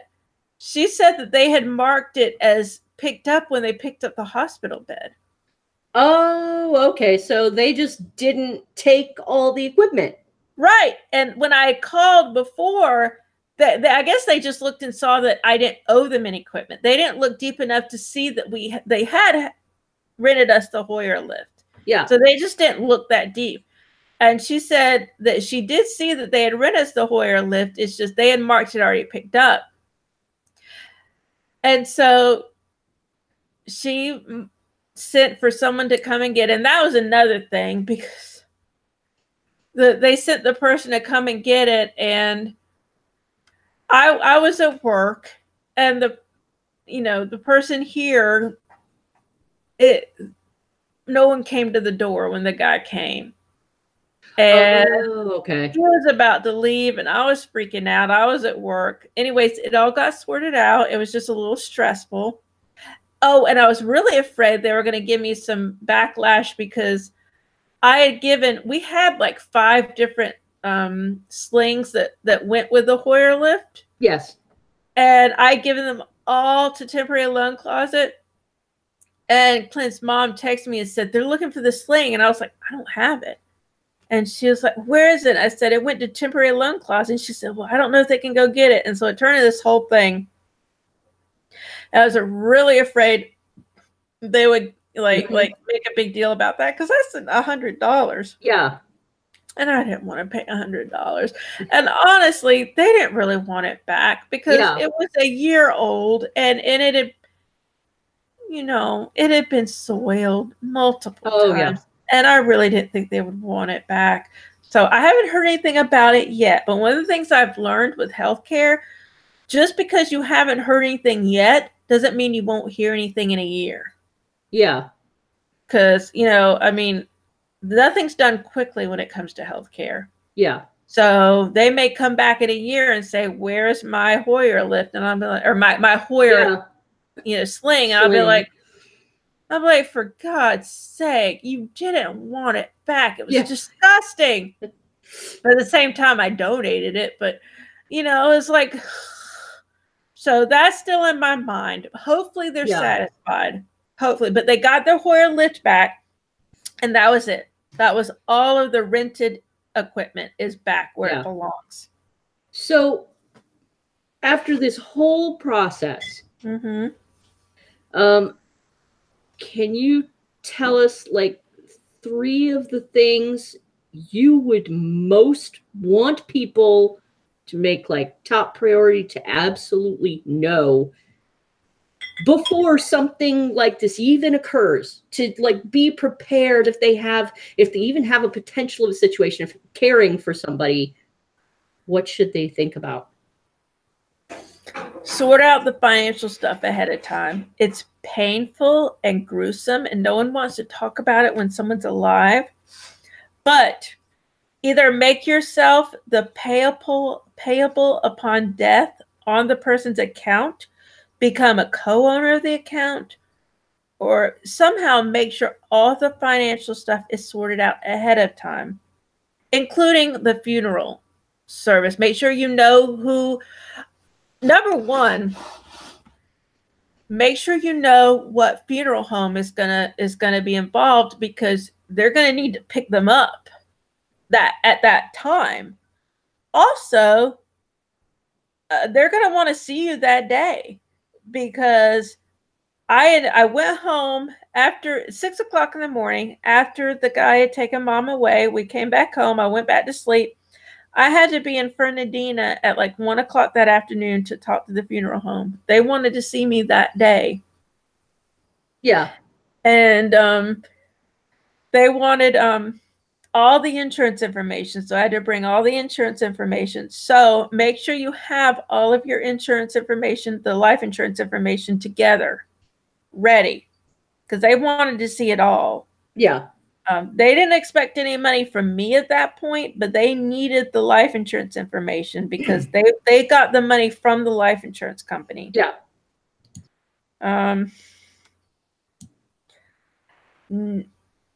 Know what's going to happen when your loved one passes away. And the hospice was great about telling me what to expect. They were really great. But not all places may tell you. Well, and you may not be in a position where the person goes to hospice if it happens quickly. Yes. Now, that's another thing. We knew this was coming. I just didn't know it was going to be that weekend. I thought I had a few months, but we knew it was coming. Have everything sorted out ahead of time. Luckily, my mom had a will. A lot of people don't have wills. I made my own will. And this is also important to note. I'm doing this all by the seat of my pants. I can't afford a lawyer, so I have not consulted a lawyer. So please don't take anything I say as legal advice, because it's not. I'm doing this all by the grace of the internet. I spent hours Thursday night creating a will. I based it on my mom's will and stuff I found online. And I took out anything that I didn't understand, because a lot of it is gobbledygook. I mean, it's like... Yeah. Well, there are like pre-filled out forms you can find. Like, I think LegalZoom has some and stuff like that. And you can consult one-on-one with a lawyer. Yeah, I found e-forms. And so I used some of their stuff, but a lot of it was really gobbledygook. Yeah. So I did a combination of based on my mother's will, and the e-forms had a testator affidavit, and the testator is the person making the will. So I printed out that affidavit. And I bought will paper. This is the only money I spent. I went on Amazon and I purchased a bundle of will paper. It's like made with like cotton or something. It's like part material and part paper. And so I printed it out and I brought it to work, because we have a notary at work who does notary for us for free. It's the same lady who did when my mom was in the hospital, the power of attorney. Yeah. So we sat in my program director's office, and my supervisor and my program director were witnesses, and they signed all the spaces, and the notary notarized it, and I put it in our safe. We have a fireproof safe in the garage, and I put it in there. So I now have a last will and testament. So I did that because now I understand how important it is. Absolutely. And that was one of the random lawyers in the courthouse when I went to the courthouse to check on Oregon paperwork. The lawyer actually explained to me why they made it public. The court can't tell you why they require stuff. They can only tell you they require this paperwork. Yeah. Legal advice. So the lawyer told me, that's so wonderful. Public, and always make a will. Make a will. Put everything in the will. And if you want to donate yourself, make sure. Oh, I didn't think about that. Make sure you put it in the will and put a specific. Make sure you organize it. Contact the donation place you want to donate to. If it's, about that. If it's a university or a science lab, or, if you want to be frozen for all eternity. Yeah, I don't want to do that. Contact them ahead of time and make sure you let them know, I'm going to put this in the will. And sometime in the future, somebody will be contacting you, because they may charge you to do it. There are certain donation places that actually do. It costs for you to donate your own body to science. Do they know what the word donate means? Yeah. Paperwork processing for the state and for federal programs. And sometimes it can just cost. Stupid. Now, if you're just donating an organ or whatever, if you know that, after you die, you're going to donate an organ, that's not going to cost you. Okay. And obviously, if you're on life support, then you have to put in the will that you allow life support to continue until the organs are donated. Oh, I didn't think about that. I didn't put any of that in there. That's the living will. Yeah. Yeah, those are good. Those are considerations. Those are considerations that we don't usually think about. Have that as part of your living will. If you want a living will, make a living will even while you're alive. Yeah. Because you could get hit by a car. You could, trip falling down a ladder. It can happen. Accidents happen. Well, what you don't expect. What spurred me to action is Luke Perry dying. Yes. Because Luke Perry, he's just a few years older than I am. And when you think about health problems, you think about obesity. Yeah. And he did not have that problem at all. And it's like, he was thin as a rail. He seemed healthy. You would never think that anything would happen to him. You look at him, you thought, oh, he's healthy as a horse. And then he died. And it's like, mother F me. If it can happen to Luke Perry, it can happen to me. So that's what spurred me into action. And I did it. And I did it myself. And I feel like I should mention, please don't take anything I say as legal advice, because I have no freaking idea what I'm talking about. I did this all out of my ass. Yeah. But we're not lawyers. We never went to school for that. No, I have no clue. This is only real life experience. I did it because I needed something in case something happened to me, and I can't afford a lawyer. I have not consulted a lawyer during this whole process because I can't afford it. I just don't have the money. And, talk about when you least expect it. We have a business here in Corvallis. And the owner, we have watched this business go from this tiny little used item business where he literally recreated these items and just sanded them and painted them and started selling them. Over the years, this has grown into a place where he has 3 stores. Neat. Big stores with brand name equipment in it. Okay. Making decent money. He died abruptly. Very sad. And did not do the paperwork for the business. Now the business has to go through the courts, which could take a year or more. Takes a long time. Just my little thing took a month and a half. So all these businesses sitting around, doors locked, and nobody can get their items. Nothing can move in or out. No preparation was made. If you have a business, make sure you take care of that too. Because not only is your death going to affect your family, it's going to affect the business and your customers. Right. If the court shuts down that business, your customers may be out. They're out of luck. Thousands, tens of thousands of dollars. If your business affects them like that. If it's frozen. They're going to be really unhappy. And I can attest it's frozen because after I went to the courthouse, when I finally got the will into probate, whatever it's called, I just tried to get into the banking account just to see, because I wanted to make sure. Another thing, is a pain trying to get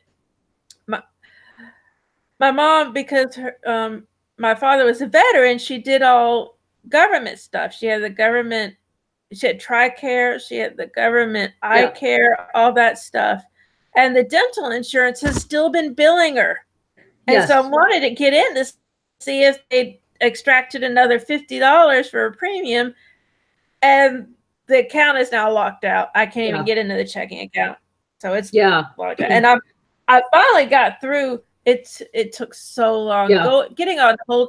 Oh my God, calling the company that does, because now it used to be when you were a veteran or a veteran spouse, you had one company to do for dental care, and that was Delta Dental.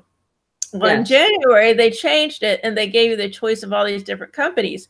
So I had signed Mom up for a different company. And when I would call that company, it would say, your hold time is 45 minutes. And I remember being on hold and then it hanging up. Yeah. Oh, it was a nightmare. And I finally got in touch with someone. And they're like, well, you need to let DFAS know. I said, I let DFAS know because I spent another 45 minutes on hold with DFAS. Oh, yes. And I said, I let them know. And they said, well, we need to wait until they notify them. And I kind of went a little ballistic. And I was like, you need to freaking cancel this insurance. My mother is not alive. She does not need this dental care. You need to stop taking these premiums out. And I guess I triggered something in her because she said she would close the dental account. That's good. Mm-hmm. Cybernaut has some other advice, very pertinent to us. Aww. If you have pets, don't forget about them. Make sure you know where they're going and purchase some pet insurance. Pet insurance will help in the event of your death. Now, I know pet health insurance. There is pet health insurance. There is also insurance that assists if you die. Okay, then it can help with certain costs. I've never transfer, or if they have to like transfer across states. If you have to send a pet across states to somebody else, to another family member, insurance actually can pay for the flight.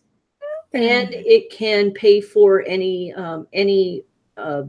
periods where they need to be separated, quarantine periods, licensing, vaccinations in the new state.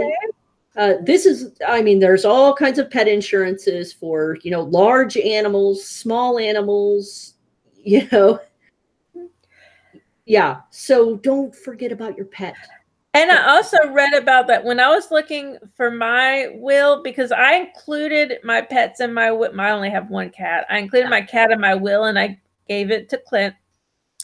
But I was looking, and there is something you can do. I've already forgotten the name of it, but there is like a legal thing you can do for pets, and it will hold someone. Like if you want to say how many times they're fed a day, what kind of food they get, what veterinarian they get, you can do that. But that was all that was over the top for me. I just want her to be taken care of. So I didn't do any of that. That's very much for pets who have specific medical needs, and larger profile pets like show pets or horses. Yeah, exactly. Yeah. People who really were micromanagers. Yeah. And that was not for me. And life insurance for your pet actually can help you. If your pet, if your pet, you really consider your pet important, and you can get life insurance for your pet. That's so sweet. Because it's hard. It's hard, especially if you spend quite an amount on your pet. Yes. This may be a big part of your life. And we're not going to tell you that's, not okay. Or you're dumb for spending that kind of money on your pet. It's your pet, your decision. But make sure that you have the life insurance to back it up. And Sai is saying he's already $5,000 in, and that's without the rehab. I wonder what's wrong with his head. that's medical insurance for pets is also a thing. So yeah, I'm not actually going to talk about Cybernaut's problem. That's for Cybernaut to say. But yeah, there's medical insurance for pets too that can help you with medical bills, and especially with dogs and cats. You have the option to spend quite an amount of money on specific problems. And I can talk about that for days because I had a cat who had cancer. Yeah. And I spent $5,000 at a cat oncologist, and I will never do that again because they misrepresented what the price would be. And I told them I'm poor and I was using my tax refund to pay for it. And they set out, when I first went and saw them, they set out a payment plan that said I would be paying this every month. Yes. And I said, I can do that. That's fine. And then when I went back the next time, they told me that I had to pay them like something. I don't remember how much, but it was much more than what we had agreed my monthly plan would be. Yes. And I ended up crying, ball-ass crying in the middle of the office. And the office manager came out and she ended up bringing down the price to what I said. Yeah. It was a nightmare. And my cat was miserable because she was going through chemotherapy. And so she couldn't eat and she was vomiting and all this stuff. And then after all that, the cancer came back. Yep. And she died of cancer. So I will never do that. Never, ever do that again. It is very difficult when you are super attached to your pet and all you want is for them to get better. Right. But I could tell you medical insurance can really help. I could spend hours telling you I loved my cat. This was Quatch. Her name was Quatch, and I loved her. And she had a sarcoma. And apparently long-haired cats, they have a higher risk of developing a sarcoma because of the rabies vaccine. The way it goes in with just the needle, they can develop sarcoma. Yeah. And now vets are doing, instead of every year, they're doing every 3 years. They got like a different vaccine that only needs to be done every 3 years because of this. Well, I won the bad lottery because my cat happened to be one of the few that got a sarcoma because of it. Yeah. So she lost her leg. Yeah. And that was a huge amount of money there. And then what breaks my heart is after the surgery, she was, after she had recuperated in the vet hospital and everything, she came back home. And I remember I came home from work, and even though she only had 3 legs instead of 4, she bounded out. She liked to sit in in a laundry basket that was full of clean laundry. She loved to do that, and I let her do it because she loved it so much. So she bounded out of the laundry basket and hopped up to me on her 3 legs, and I was so thrilled that she was doing so well. Well, the stitching gradually started getting necrotic. Yeah. And I called the vet and I let the vet tech know, and she was like, oh, I'm sure it's fine. That happens. And I gradually watched it get worse and worse. And finally, after spending all this time on the phone with them, I was able to get them to take me seriously. And the vet tech came and got her. And by then, and this was so gross, but this is one of those things that kind of made me a little bit immune to grossness because I watched it. She took her. My vet also worked for the emergency vet, which was down the street from me. So the vet tech took me and Quatch to the emergency surgery. And I watched the vet pull open her skin. Her skin at that point, the part, the surgical part had completely gone necrotic at that point. And I watched her open up the skin, and I could actually see into the bone and into the hollows of her. That's how necrotic it got in. And it still breaks my heart because she had been doing so well right after the surgery. I feel like if people had taken me seriously when I said it started to get necrotic, if they'd taken me seriously at that point, then maybe they could stop it before it got so bad, because after that, she had to have surgery again they had to get other skin to replace the skin that was so necrotic, and she was never the same again. Yeah. She was never the same. Yeah. And I'm so mad. And I actually feel a little bit about that with my mother too. Yeah. Because there were certain things that happened that I feel like if they'd gone better, if things had gone differently, that my mother may not have gone downhill so fast. Yeah. And so when I think about that, I get so mad. So another thing I would say to people is pay attention. I'm not saying I didn't pay attention. I did pay attention, but maybe if I'd been more insistent, things could have been different. So be insistent. If you think things are going wrong, if you think people aren't paying attention, get in their face. Make them understand. Don't give up. Because really, I mean, those people, while they may have the best of intentions, it's not their loved one. And they go home at night. They don't have a vested interest. You have a vested interest. So if you think something's not right, if you think people aren't paying attention, if you think things are wrong, say something and don't let it go until they understand what you're talking about. Yeah. Because the second I saw the necrotic tissue, I wish I'd made a fuss, but I didn't because I didn't know anything about necrotic tissue. I didn't know. But now that I see what true necrotic tissue is, when I saw them open up her skin, and I mean the skin on her stump, they open it up like this big, and I could see into her innards. Oh, yeah. After I saw that, I understood. I was like, no, this should not have gotten this far. This should not have gotten this bad. Mm-hmm. And I'm still angry. And Cybernite's given us permission to actually let people know. And this is totally, the total unexpected thing. The puppy had a torn ACL. Oh. That is an extremely painful condition, but you never know because he was being a normal dog, just running. Things happen. Torn ACL. It can just happen. Kind of be prepared for it. Things happen, even if they're just doing their normal stuff. Accidents happen, and accidents can be more severe than you realize. Yep, absolutely. And he said he's $5,000 in, and that doesn't surprise me. Yeah, I know how much it cost. It can be a very expensive process to help a pet. And that's for an animal. Imagine for a human. Well, and that's another thing with my mother. I mean, she was very lucky in that she had Medicare and TRICARE. Yeah. So she hardly had to pay for anything, which was very lucky. But I still got the statements. Oh, yeah. Let you know how expensive it is. It's scary. Yeah. I remember one thing was like, one of her stays was like $200,000. Mm-hmm.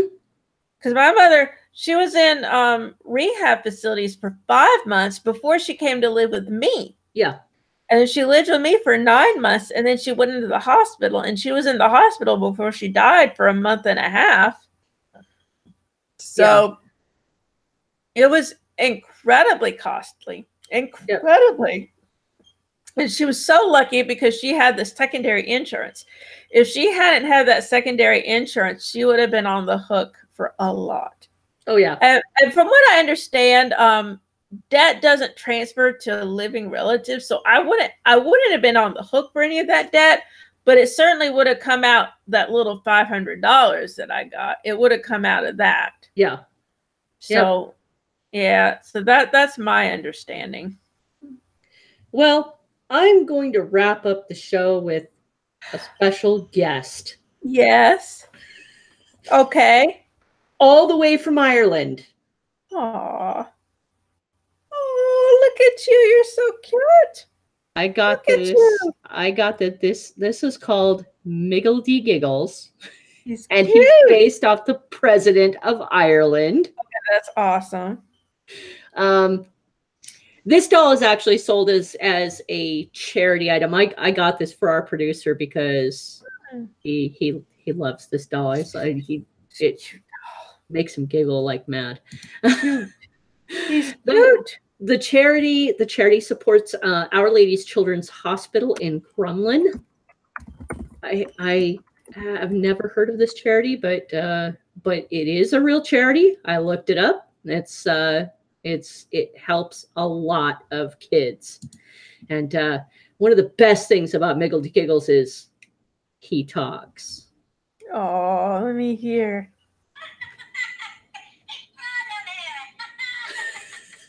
Did you hear that? What did he say? He let's see if I can get this right. Oh my goodness. Okay. Where is it the Gaelic phrase that Che posted earlier? Yes, yes, it is. Okay. Look, I'm opening up the okay. Bray Lumera. It basically means that the I love Ireland, the love of Ireland. Yeah, I love her. And I knew Era because I love Enya, and I think in one of her songs she mentions Era. Yeah. So I knew the Era was Ireland. So so just one question for our special guest. Miggledy Giggles, what do you think of Brexit? I agree. It's getting pretty laughable. It is funny. It is. It's sad, but funny. So if you'd like to pick up this little doll, if you're in Ireland or if you're in the United States, I'm not sure all countries can actually get it, but I know you can get it to the United States. It's miggledygiggles.com. That is so cute. I want one. I want one. Now, for our normal, I can find it. If you like our content, supporting Beery Good Entertainment's continued production is as easy as a click. Please visit beeryge.com and click on any of our affiliate links. From Amazon products to Humble Bundle games, we have plenty of ways for you to save. Also, check us out on Twitter and Facebook as @BeeryGE, and share your favorite beers with us on our Beery Good Entertainment group on MeWe. If you're interested in homebrewing, please take a look at Brewers Friend. I've already proven today how it can be useful to you. Unlimited recipes, unlimited brews. You can sync with mobile apps. It has the ability to delete, unlimited ability to delete things. And if you purchase the premium, no advertising. Super important to me. I don't have to look at advertising while I'm studying my recipes and trying to maneuver all around it. You can take a look and you know, you can tell the ABV before you brew based on the ingredients that you put into your beer, especially used for the beginner brewer. Well, guys, be on the lookout, please, for my video coming soon about my new book. Yay, Hunchback. Promo video will be out soon. lindatepler.com. Woo-hoo. Lola, where can we find you?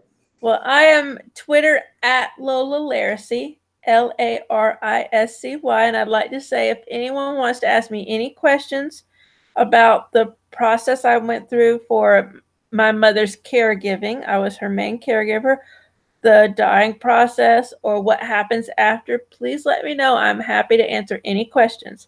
So that's my main place where you can find me.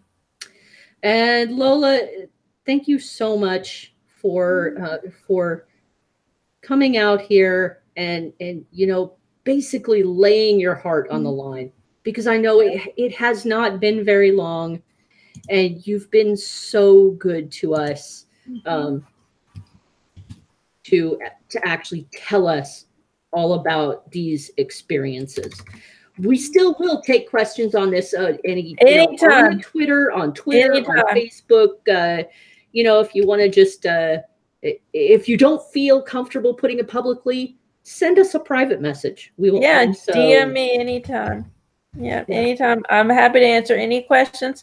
I learned so much. I was blindsided by so much. I don't want anyone to be blindsided.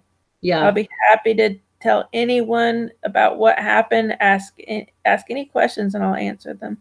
Yep, absolutely. Well, guys, thanks for joining us here on Beery Good Entertainment. Join us next time for our entertainment episode. We'll be watching something British. Thanks so much. You guys have a great day and have a great beer.